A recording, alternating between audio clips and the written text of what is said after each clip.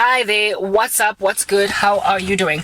I am trying to explain to you guys how far we have fallen from glory and from grace as South Africa, and literally the devastating travesty of it all. And like I explained at length, really, I can give you quite the explanation prior to reaching a conclusion. I want you to understand just how wrong this whole power cut situation, distribution of random rubbish, throwing around its weight is, especially given the history that we come from with Group Areas Act, with Apartheid and the wounds therein, and how they are just spurring them up again, and what likely ultimate consequences they are bringing to the country. Okay, so Soweto, I mentioned, was a previously Group Areas Act for Black people, a group area for blacks. Aldos was also previously a historically group region for colored people. Lens, which is not far from Soweto, literally, so like it's just behind Soweto, Lenasia.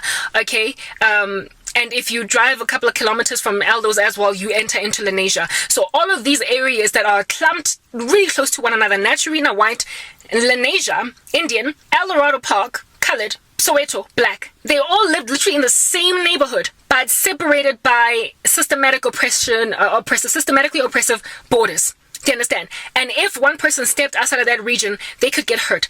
Black and colored people fought each other for stepping into their respective group areas. Each, however, white supremacy would be the one to shoot you down if you did enter into their region without a dompas. Okay? So white people kept us out using military force. Black people and colored people kept each other out using their fists and their hands and their gangs. And that created lots and lots of crime in previously colored areas and previously black areas only. That is why still to this day, among the most violent demographic groups in this country are colored people and black people. They've been fighting since the days of Apartheid. They've been surviving through war, and they're still doing it to this day. Literally, it would take the return of Christ to fix these indiscretions on the human race, these lives that have been blurred. Indian people, for some strange reason, I guess maybe it's because they were more favored by the black community, by the white community. They managed to keep themselves in some kind of a neat little bunch. Okay, so to this day, they are like literally more peaceful than black people and than us. Than colored people. They're more peaceful than the black people and the colored people, and white people are more peaceful even than the Indians. All right, we don't have a problem in this country with religious extremism among Indian people or those of an Arabic nature, because this nation is not one that has that for history. Okay, cool beans and bananas. The sun is setting quite quickly, so I just need to get this out of the way as fast as I possibly can. Alrighty. Now, when you put people in such close proximity to each other, and then you treat certain groups better than the other based on having placed them there, and then you infrastructurally cater to a close neighbor better, like Naturina had the best streets. Still to this day, its infrastructure looks really great. Roads excellent in Naturina. This mountainous, hilly, beautiful neighborhood that now today has got quite a lot of black folk living in it. Does not struggle so much with indiscretion when it comes to power. When I was living in Natch, guys, I'm in Rediport right now, right? When I was made to live on Naturina, which was a historically white region, even though there was load shedding all over the country, Naturina, which is now currently largely black, did not struggle with the kinds of power cuts that I was accustomed to experiencing back in the day, when I was still living in my mom's house in Rediport. That is because Naturina's infrastructure was built for white people originally, and to this day is still very strong. But my goodness, the infrastructure in Soweto that was built later rather than earlier, and by the latter Apartheid regime, I'm left with less than 10% storage space, so I'm going to try and get this out the way. It was built by the latter Apartheid regime, and the people who finished the job was the entering new regime, the new South African regime, made up of a whole bunch of people. They literally used the worst raw materials. Their workmanship was whack, because they were building for black South Africa. And herein lies the deal. Their workmanship made sure that their power plants cannot hold water today. Rarely any service of them, even though they did erect them. They even go so far as to uproot the robot Soweto just so they won't have to keep on. Robots are traffic lights, just so they won't have to continue to maintain them. And so the traffic jams in Soweto are out of this world because of the poor workmanship that was embarked on just to give this electricitized region electricity. Let's just give them electricity since everybody else got electricity first, but let's just like build, something fluffy. So Soweto is dark. Previously black regions are suffering the most under Group Areas Act. And the funny thing is, the electrical infrastructure of Soweto is younger than that of Naturina, of Sandton. It is younger than previously white areas of Rosebank, and yet it is choking it up a storm because of poor workmanship. It needed to be tweaked, it needed to be fixed, it needed to be panel beated so much, and now that there is a power cut crisis in the country, Soweto people are living in the pitch of night. While Eldos is in the pitch, but not nearly as badly as Soweto. While also Lenasia is in the pitch, but not nearly as bad as Soweto and Eldos. And when Naturina is in the pitch, but goodness, they're better off than everybody else because it is a previously white area.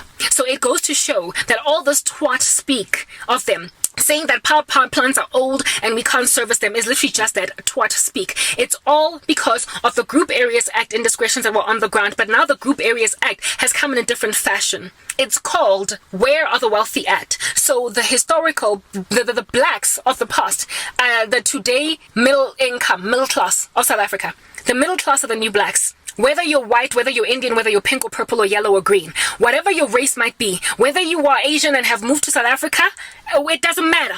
If you are middle class, if you are earning a middle income salary, if you live in a nice little quaint 3-bedroomed apartment in Eden, like Vale, you are the new black. And unfortunately, the new black is living next to Naturina and Lenasia. We are living right next door Sandton. I am in Roodepoort, South Africa. Lighting is really evading me because literally the sun is setting in the worst way, right? The new black is, like I said, the middle class. They are eroding away at the girth of the middle class. And so unless you are really super wealthy, and the new white are the wealthy in this country, are those that have got upper middle class, if not like super like high echelon of society.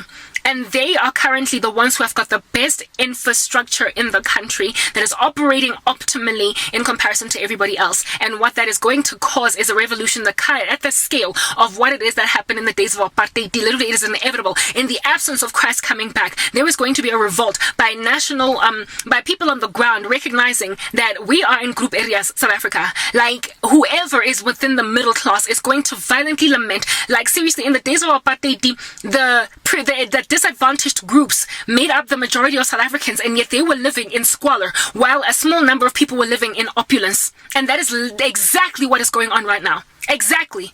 Except this time we are not segregated by skin color. We are segregated by socioeconomic status.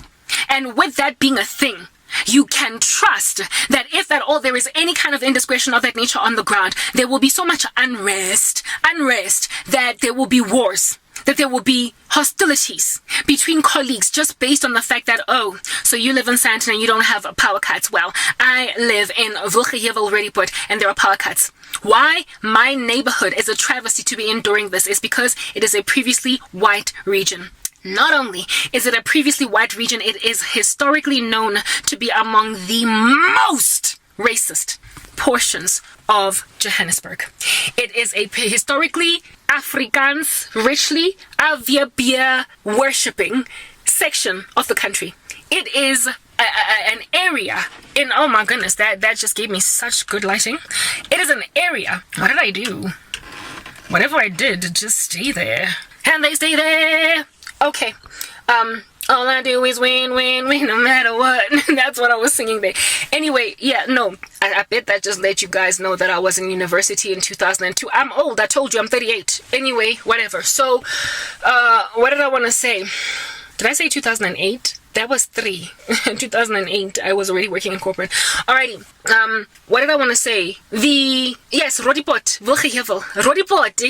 Roodepoort. This greater area is historically one of the most incredibly violent, racist regions in the country, in the history of Johannesburg apartheid, in the history of Gauteng apartheid. Roodepoort is an Afrikaans term. Not all Afrikaans people are racist, but there were a lot of party leaders that were Afrikaans, that spoke the language, the Afrikaans language, that so severely oppressed black people that now black people synonymize Afrikaans speaking with racism, which is not accurate. Let's move to the next part.